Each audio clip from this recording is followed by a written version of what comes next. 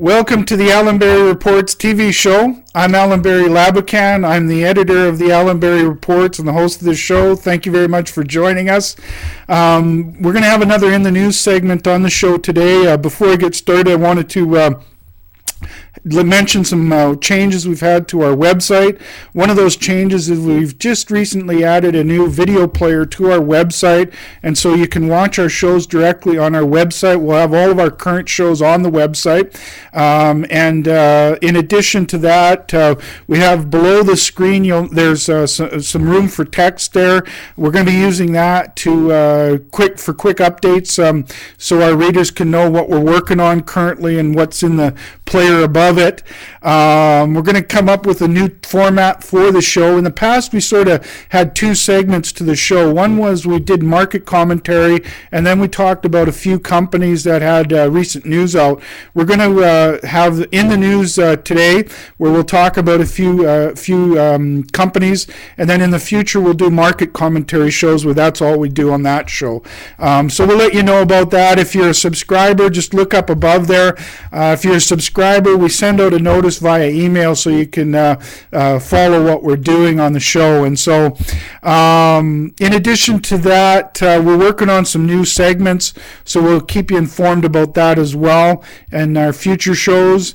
In addition to posting on our website, we'll continue to use our YouTube and our Ustream channels. They're great websites. We want to thank those folks over there. They're great at being able to do shows and also broadcast them and archive them, so you, the viewer, can go back and watch them at your own leisure. So again, thanks to the folks over at YouTube and Ustream.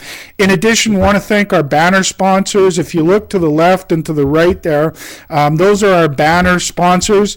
They help make this show possible. On their banners, if you click on their banner, it'll take you to their website where you can go do your own homework on the company. So again, thanks to the banner sponsors, and most importantly, thanks to you, the viewers. Without you, we wouldn't have a show, so thanks a lot for joining us today. On today's show, we're going to talk about three companies. The first company is Rainy River Resources. Their website is rainyriverresources.com. On the disclosure, we're not shareholders of the company. We have had past coverage of Rainy River in our old radio shows that we used to do. You can find them on the player. There's a radio show player above, and if you want to navigate which shows had Rainy River, just go to our blog, and on the blog, I think it's up in that corner, the blog banner will take you to our blog, and on there you can find a directory that will tell you about how to find Rainy River and other companies that we follow, and then just go to the radio show player, and that'll take you to, you can then find the show. So in this press release, they have an In the News segment. We're looking for the press release on August the 31st. The headline from that is that Rainy River Resources infill returns 407.9 grams per ton gold over 4.5 meters in ODM zone. The highlights from the drilling that they mentioned, early results from infill drilling in the ODM and 433 zones are exceptional. The ODM zone infill drilling yields 407.9 grams of gold over 4.3 meters. The 433 zone highlights open pit and underground potential with the 1.68 grams per ton gold over 48 meters and 8.27 grams per ton gold over 4.5 meters. New HS zone intercept demonstrates potential at depth. Then they have some more key information about how things are going at their ODM zone, their 433 zone, and their South and HS zones. Then they have a quote from the president and CEO of the company, Raymond Threlkeld, who stated, and I quote, "These latest results from the infill program in the ODM and 433 zones have been excellent and demonstrate the exploration potential and development flexibility that the deposit offers. The company recently increased its 2010 exploration budget, approved the development of an underground exploration program to commence in 2011, and announced a $20 million financing in addition to the $60 million cash on hand. Rainy River is well positioned to take the project through advanced exploration and feasibility. End quote. And so that's all the key information. In addition to that, you'll find the table with all the various different results. The company's websites are a great place to find all this key information. Just check out the In the News on their website. Some of the reasons that we follow Rainy River is they're a gold-focused company. We're very bullish on gold. They're in Ontario, which is a mining-friendly jurisdiction. They've been hitting lots of really good drilling for the last couple of years on this Rainy River discovery. And, those are all the hallmarks of what we look for in any company. So we recommend you take a look at their website, RainyRiverResources.com. And you can do your own homework on the company, and we think you'll find them very impressive with what they've done. So that's a wrap on the chat regarding Rainy River. The next company we're going to talk about is Hathor Exploration. And on Hathor, they have... on the disclosure, we are shareholders of Hathor. They are also a featured company in our email newsletter. We first started following them on September the 9th, 2007 in our 14th edition. And you can find that above there under the report section and print it out for you to have a look at when you have a moment. They have some, in this press release, they have plenty of highlights from their drilling on their summer drill program. They've got all the key details on how things are progressing. They had some preliminary results in that press release that discusses the radioactivity in their uranium discovery, and you can that they still are awaiting the assays from the lab on those drill results, but everything's looking quite positive, so promising so far.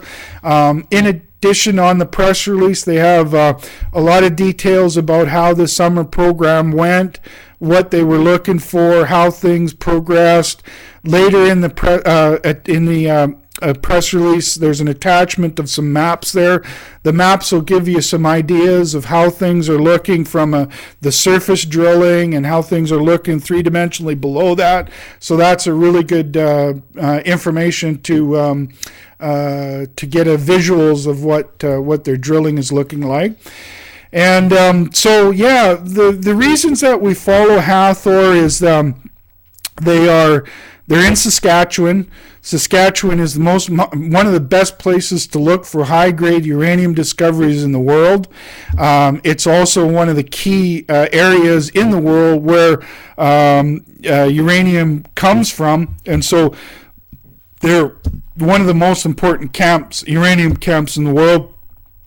Hathor has been having some real good success for the last couple of years on their drilling, on their projects there, and they're working hard. They've got lots of money. They're doing lots of drilling, and they're coming back with really encouraging results from their drilling. And so, those are all the key things that we look for in a uranium project. We're really keen on uranium projects in Saskatchewan because it is such a prolific area and also high grade. No matter what commodity you're looking for, high grade is always a very exciting thing for the investing community out there. So that's a key thing we look for as well. And Hathor has all those hallmarks. So if you go to their website, again, their website is hathor.ca. That's hathor.ca. And on there, they've got plenty of information to help you do your research. And we're quite confident that if you do, you'll find that they've got a really good project out there for your high-grade uranium in Saskatchewan. So that's a wrap on the chat regarding Hathor. The final company we're going to talk about today is Osisko. And before we get started with Osisko, we'll start with the disclosure. We're not shareholders of the company. They are in our email newsletter on December 18th, 2008 is when we started covering them. That was in the 21st edition. In addition to that, we've talked about them on our YouTube channel and also on our Ustream channel. And again, if you go to the blog, you just scroll down and you'll find where we talked about them and how to find them. So the information or the news releases, we've got two news releases from Osisko. The first one we're going to talk about is their drill results from their project in Deparquet, and this is in Quebec.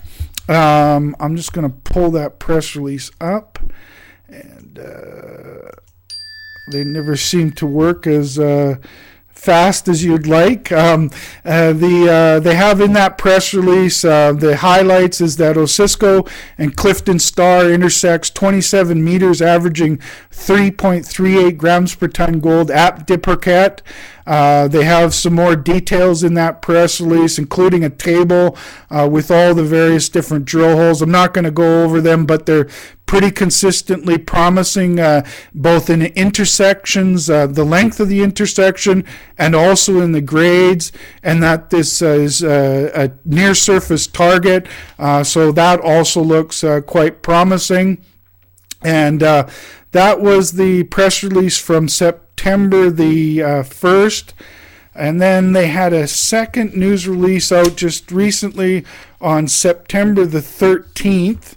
And that, again, was from the Clifton Star joint venture. The highlights from that press release is that the drilling intersects 42 meters, averaging 3.78 grams per ton gold at Deparquet. Again, they have all the key information in there, including the drill results, and you can find that on their website.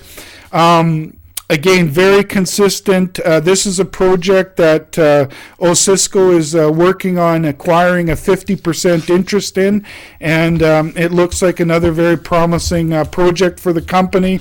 That's all the key information from the press release. Why we follow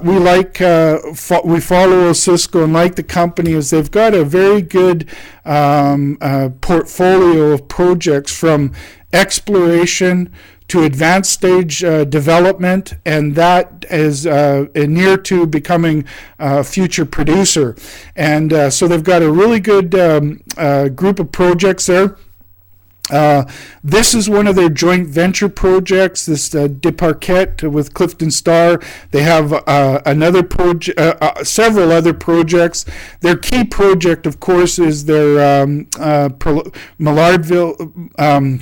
Malartic deposit, and that's the one that's in the late stages of development, and we're quite excited about that project and it getting into production. Again, the company has a very good portfolio of exploration and development projects, and they're going to be a future producer. And not only that, when they start production, they're talking about 500,000 ounce production in the first year of production. So they've went the whole route from being an explorer, made a discovery, putting it into production, future producer. Take a look at the company. Osisko.com is their website, and you can do your homework there. Before closing, I'd like to stress that this show and our reports are for information purposes only. We aren't making buying or selling recommendations. It's up to you to do your own homework on these companies. We mentioned why we follow them.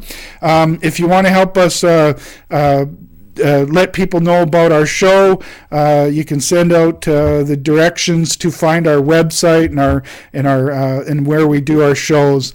And so we really appreciate you joining us. We hope you can join us for future shows. We appreciate your efforts to help let others know about our shows. So have a great day. We'll see you soon. Hope you enjoy it.